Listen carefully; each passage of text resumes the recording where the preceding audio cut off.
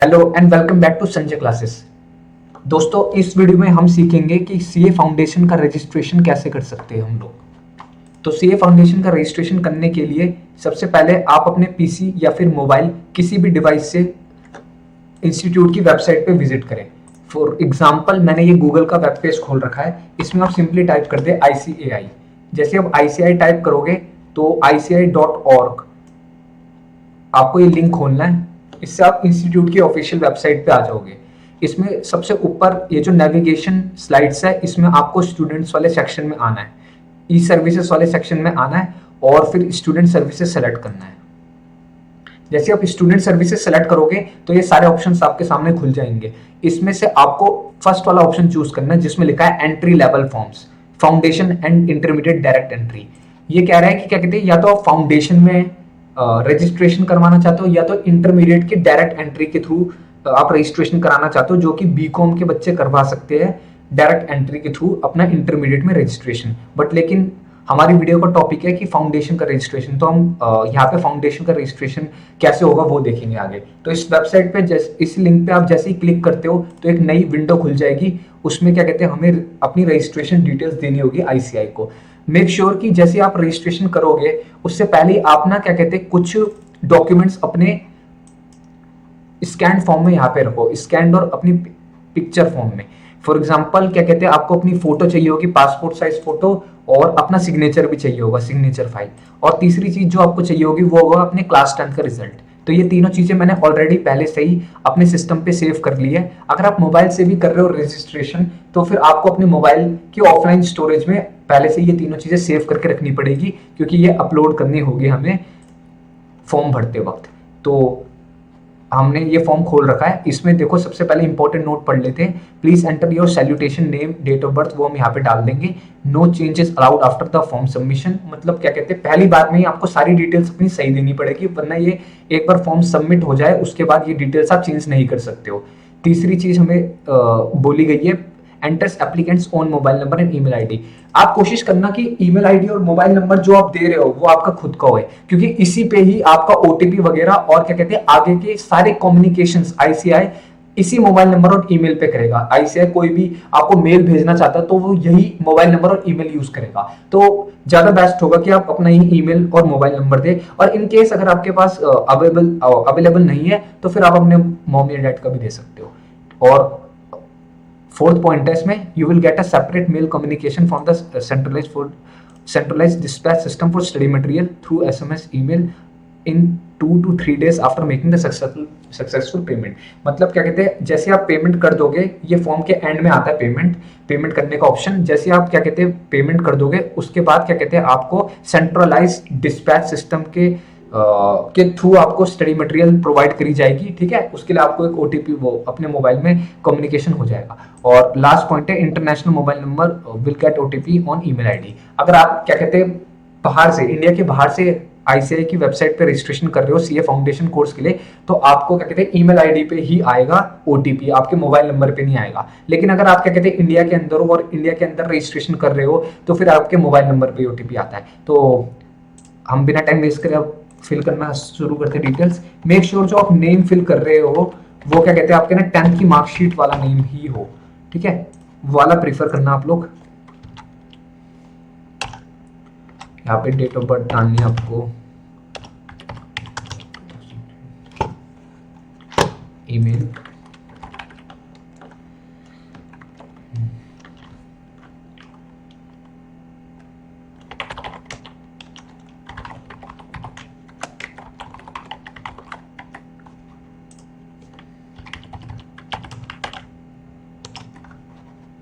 Country में आप select कर लोगे इंडिया और नेशनलिटी इंडियन। ओके, तो आपको ये स्पेशल कैरेक्टर्स लिखने पड़ेंगे। इसके बाद आपके मोबाइल पे एक OTP भेज देंगे इंस्टीट्यूट वाले। So let's fill out quickly. OTP send to registered mobile number and email ID. अच्छा, तो इसमें दोनों में आपके OTP आ जाएगा। तो इन केस आपके पास मोबाइल नंबर अवेलेबल नहीं है तो आपकी ईमेल आईडी पे भी आ जाएगा।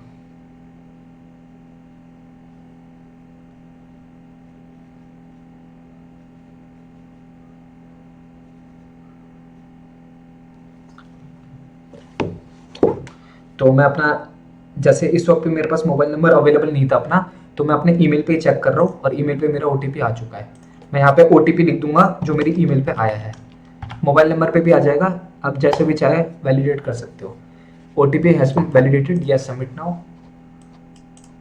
ये आपसे एक कंफर्मेशन मांगते हैं कि क्या कहते हैं, आप क्या कहते हैं जो भी आपने डिटेल्स दी है वो सारी सही है, तो आपको यस कर देना है। एक बार आप बैकग्राउंड में चेक भी कर लो कि आपने सारी डिटेल सही फिल आउट करी है कि नहीं। तपन सिंह कटैत नेम, और मैंने अपनी ईमेल आईडी, मोबाइल नंबर सारा कुछ चेक कर लिया, ये सारा कुछ सही है। मेक श्योर कि आप ना सारी डिटेल्स एक बार ना रीचेक कर लो, जैसे बैकग्राउंड में आ रही है ना, मैंने दोबारा से देख लिया है, तो ये बेटर प्रैक्टिस रहती है कि हम सारी डिटेल्स दोबारा से चेक कर ले। तो अब ओके कर देते, अब सबमिट कर देते।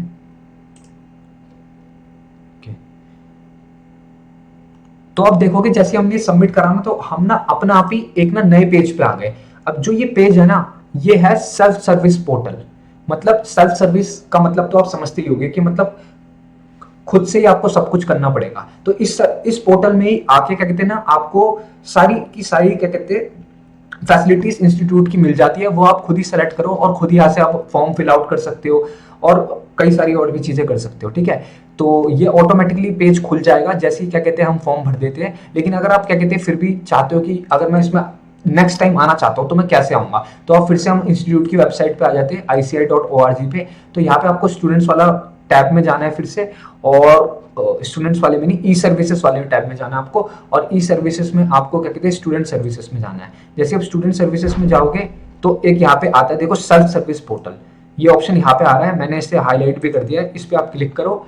और self service portal for existing members and students and for new foundation and intermediate direct entry form, तो आपको ये वाला सेलेक्ट करना है।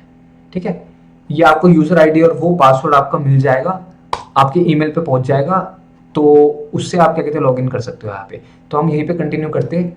ओके, तो हमें जाना है अब स्टूडेंट साइकिल पे। मैंने स्टूडेंट साइकिल पे क्लिक कर दिया। आर्टिकलशिप साइकिल का तो कोई मतलब है नहीं क्योंकि हम सीए फाउंडेशन का रजिस्ट्रेशन के लिए देख रहे हैं, तो आपको स्टूडेंट साइकिल पे ही क्लिक करना है। और फिर यहाँ पे आप देख सकते हो दो ऑप्शन आ रहे होंगे, अप्लाई फॉर फाउंडेशन और apply for direct entry for new applicants.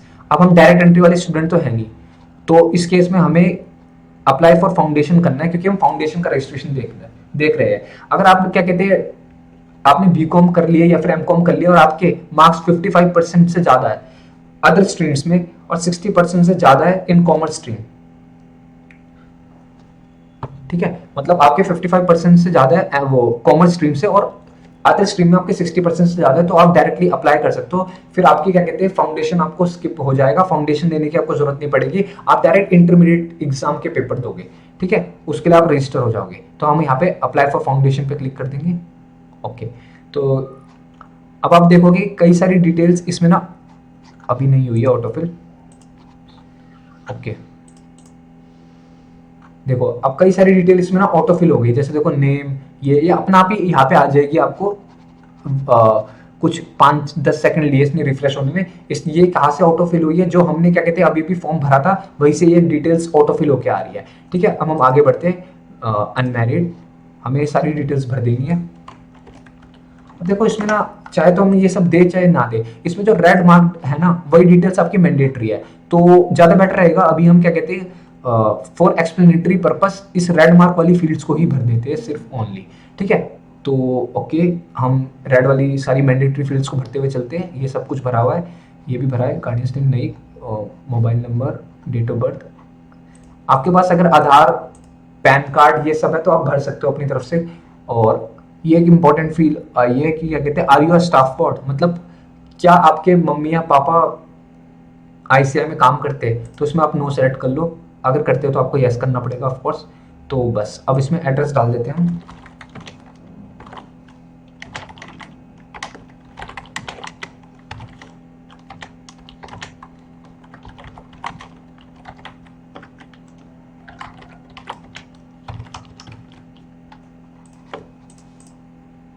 Country India, state Delhi, district north Delhi, city Delhi, pin code और कैटेगरी जनरल, आप अपनी कैटेगरी सेलेक्ट कर सकते हो, जो भी आपकी कैटेगरी है। अगर आपके पास कोई कोटा है तो आप वो भी सिलेक्ट कर सकते हो यहाँ से। और एनुअल इनकम ऑफ पेरेंट्स दिखाने की ऐसा कोई नीड नहीं है। Save and next. ओके, ये कह रहा है कि फादर्स एंड मदर्स नेम भी जरूरी डालना। ओके, डाल देते हैं हम। अब आप क्या कहते हैं, 10th के सर्टिफिकेट में देख लेना कि क्या गया है नेम, वही डालोगे तो ज़्यादा बेटर रहेगा। जैसे मैंने 10th का सर्टिफिकेट खोल दिया है, इसमें फादर्स नेम अब डायरेक्ट यहाँ से हम कॉपी कर लेते हैं। Copy paste. आप इसे मैनुअली लिख भी सकते हो इन केस अगर कॉपी नहीं हो रहा है तो। Okay, control C copy and paste. Okay, next step we should save it and next. तो आप देख सकते हो कि हमने सारी डिटेल्स भर दी है और ये क्या कहते हैं सक्सेसफुली वैलिडेट हो गया है। अब ये पूछ रहा है कि क्वालिफिकेशन डिटेल्स बताओ, और नीचे इसने देखो नोट में क्या लिखा है, you must upload self attested scan copies of your documents else your application will be liable for rejection. ये एक इंपॉर्टेंट लाइन है। इसमें आईसीआई बोलता है कि आप ना अपने सिग्नेचर करके अपलोड करना डॉक्यूमेंट्स। मतलब क्या कहते हैं, आपकी सेल्फ अटेस्टेड कॉपीज लगेंगी, और अगर आपने क्या कहते हैं अपने सिग्नेचर नहीं दिए तो आपके ये जो एप्लीकेशन है रिजेक्ट कर दी जाएगी। ओके, अभी आगे भी पढ़ लेते हैं। Student does not possess original marksheet we alternatively accept the internet downloaded marksheet of marks duly attested by the school principal with a stamp or a practicing chartered accountant bearing his membership number and signature as recorded with the institute. Kindly upload the statement of marks and pass certificate in single file if date of birth is not mentioned on the mark sheet. तो एक दो बात इन्होंने और कही है।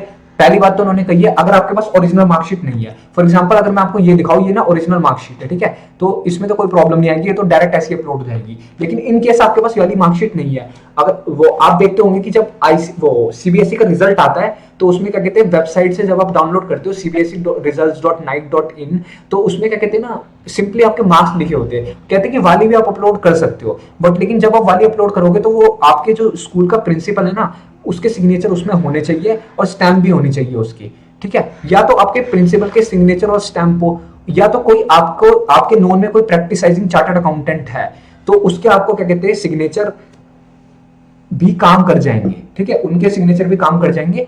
और तीसरी बात ये कहता है, kindly upload the statement of marks and pass certificate in single file if date of birth is not mention on the marksheet, ठीक है। तो आप ये भी कर सकते हो कि अपनी जो मार्क्स की स्टेटमेंट है, बेसिकली जो रिजल्ट है, और पास सर्टिफिकेट लगा सकते हो अगर आपकी डेट ऑफ बर्थ मेंशन नहीं है।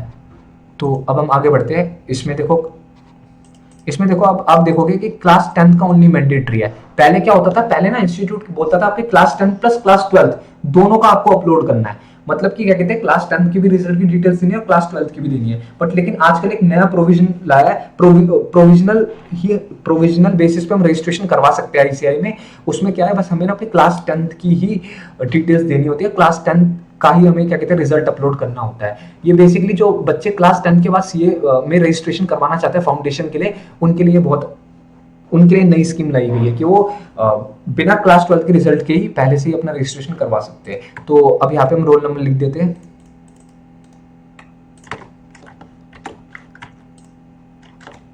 Central board of secondary education. वैसे ज्यादातर बच्चे सीबीएसई के ही होते हैं। दूसरा वाला सेलेक्ट हो गया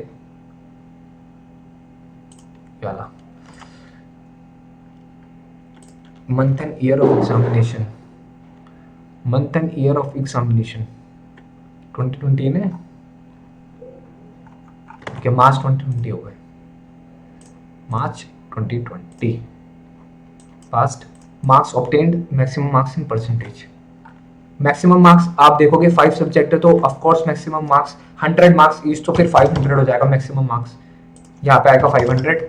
और मार्क्स ऑब्टेन कितने, मार्क्स ऑब्टेन्ड है इसके, आपको ये टोटलिंग करनी पड़ेगी। यहाँ पे टोटलिंग तो हो नहीं रखी, तो आप सिंपली कैलकुलेटर वाला ऐप खोल के अपना कर सकते हो, या मोबाइल में जैसे भी। 60 no, out of 100 I am counting ना, तो 81, 67, 74, 51, 92, ओके 365। तो 365 है इनके मार्क्स, 365 हम यहाँ लिख देंगे। और देखो 73% है एक्जैक्टली, ओके। अब ये बोलते हैं upload the marksheet passing certificate containing the marks obtained and filled in. तो मार्कशीट हम अपलोड कर देते हैं यहाँ पे, ब्राउज, हमने ऑलरेडी डेस्कटॉप पे एक न्यू फोल्डर क्रिएट कर रखा है, आप भी प्लीज करके रखना कि ताकि हम तुरंत ही अपलोड कर सके।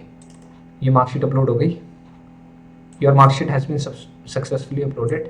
अब इसे क्लोज कर देते हैं, ये अपलोडेड हो गई, ठीक है। 10th-12th क्लास का हमें कोई नेसेसिटी नहीं है देने के लिए, ओके।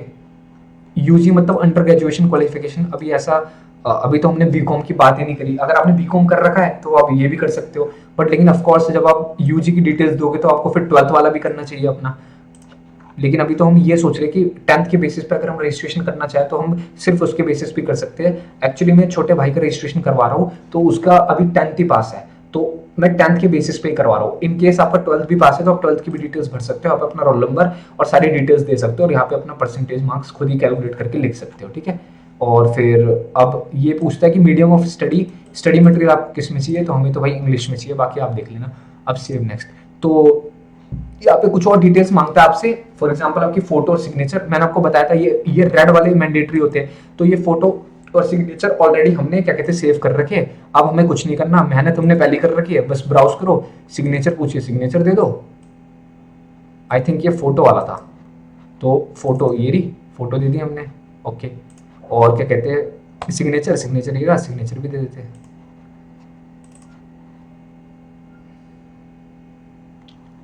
अच्छा देखो, ये प्रॉब्लम आ सकती है इसमें, देखो क्या कह रहा है, file size exceeded the allowed limit, okay.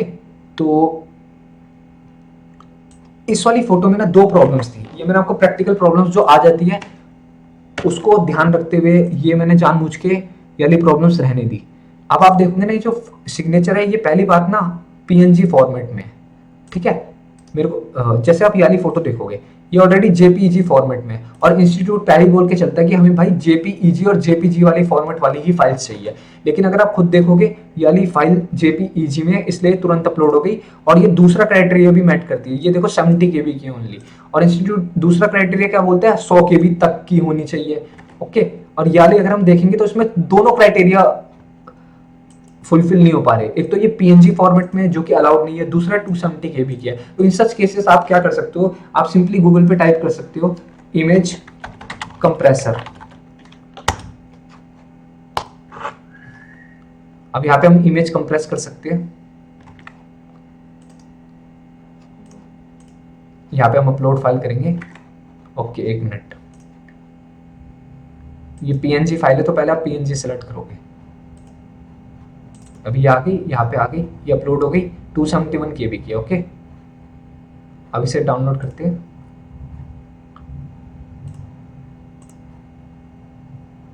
अभी भी देखो ये 126 केबी की हुई है, इसे हमें और कम करना होगा, ठीक है। तो अब इसे क्रॉस करके दोबारा से अपलोड करते हैं।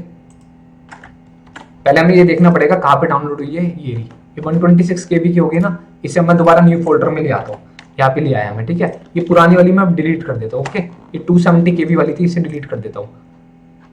और अब हम आते दोबारा से यहाँ पे, ये जो हमने अभी अभी कन्वर्ट करी थी उसको, अच्छा ये और कंप्रेस नहीं होगी, कोई बात नहीं, हम किसी और वेबसाइट से ट्राई कर लेंगे।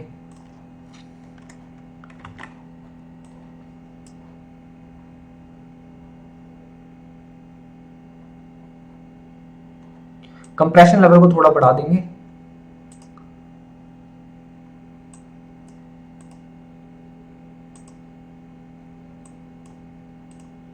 इसमें कंप्रेशन लेवल अपना भी सेट हो सकता है।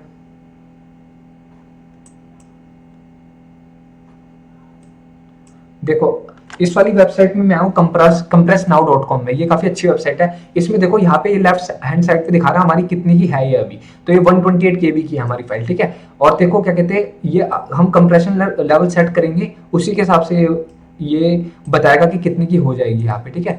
तो अगर हम कंप्रेशन लेवल जस्ट क्या कहते हैं 1% रखते हैं, तो ये करीब 2% रखते हैं, ठीक है। 2% में देखो 81 केबी की हो रही है, तो अब इसे हम कंप्रेस कर देते हैं। अभी 81 केबी की हो गई, हमें ऑलरेडी 100 केबी तक की चाहिए थी, और तो हमें ये मिल गई 80 केबी की, ओके। 80 केबी की मिल गई हमें, और न्यू फोल्डर में हम यहाँ पे डाल देते हैं इसे। अब ये हम दोबारा से जो 125 केबी वाली थी इसे भी डिलीट कर देते हैं। ये मैंने इतना बड़ा प्रोसेस इसलिए करके दिखाया क्योंकि रजिस्ट्रेशन के वक्त ना जब ये प्रॉब्लम आती है ना तो बच्चे को समझ नहीं आता मैं कैसे करूँ चीजों को, ठीक है। तो मैंने आपको दिखा दिया वेबसाइट compressnow.com। इससे क्या है, आप दो काम एक साथ कर रहे हो। देखो आपने नोटिस कराओ, एक तो ये पीएनजी फाइल थी बट ये डाउनलोड होने के बाद देखो जेपीजी बन गई। ये देखो अब इसका मैं फॉर्मेट दिखाऊँ आपको, ये देखो आप देखोगे जेपीजी बन गई। मतलब इंस्टीट्यूट की इसने दोनों क्राइटेरिया फॉलो करा दिया, एक तो इसने 100 केबी से कम भी कर दिया और जेपीजी बना दिया। तो इस वेबसाइट को याद रखना आप compressnow.com को, ठीक है। अब चलो यहाँ पे आते हैं दोबारा से, हम यहाँ पे थे, कहाँ पे थे, अपना रजिस्ट्रेशन कंटिन्यू करते हैं। और यहाँ पे देखो अब ये सेलेक्ट हो जाएगी। अब देखो अपलोड भी होगी सक्सेसफुली। ये प्रॉब्लम बच्चों को बहुत आती है, तो मैंने आपको बता दिया 100 केबी और जेपीजी फॉर्मेट में ही अपलोड होती है। फोटो ऑलरेडी थी इसलिए प्रॉब्लम नहीं आई। अब ये देखो ये कह रहा है कि फाइनेंशियल ईयर 2021 के लिए हम कर रहे हैं। अच्छा तो अब देखो इंस्टीट्यूट की फीस आती है, फाउंडेशन की फीस, और अगर हम सब्सक्रिप्शन करेंगे जनरल मेंबर को तो देख लेते हैं 9600 हो जाती है, और अगर हम नहीं करते तो उसको हटा के 9200 की होती है। तो आप जनरेट ओटीपी करके आगे अपना पेमेंट जो भी गेटवे है वो सेलेक्ट कर सकते हो और आपका रजिस्ट्रेशन सक्सेसफुल हो जाएगा।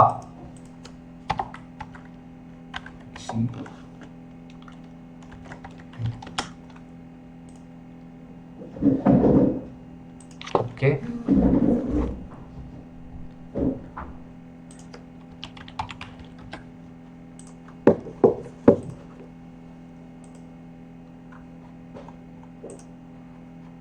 तो हमने सबमिट कर दिया है।